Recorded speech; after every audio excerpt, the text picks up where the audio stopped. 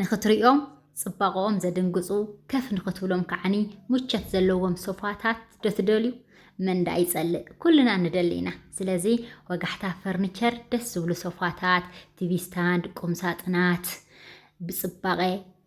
ደስ ብዝብሉ መልክዓት እናሰርሑ እዮም ዝርከቡ ስለዚ ወጋሕታ ፈርኒቸር ምርጫኹም ግበሩ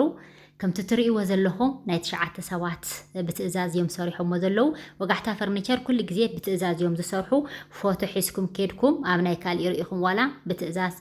ዘርኢኹምዎም እዮም ከፍ ኣቢሎም ዝሰርሑኹም ስለዚ ወጋሕታ ፈርኒቸር ምርጫኹም ግበሩ ዝርከብሉ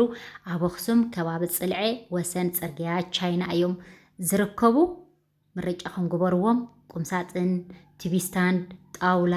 ሶፋ ዝደለኹም ተፈላለዩ ነገራት እናሰርሑ ይርከቡ እዮም ዝሰርሕዎ ግን ብትእዛዝ እዮም ስለዚ ኣዝዝዎም ምርጫኹም ግበርዎም ደስ ዝብሉ ፈርኒቸር እዮም ብጣዕሚ እዮም ኣነ ምርጫ እየ ገይረዮም ምርጫኹም ከዓ ግበርዎም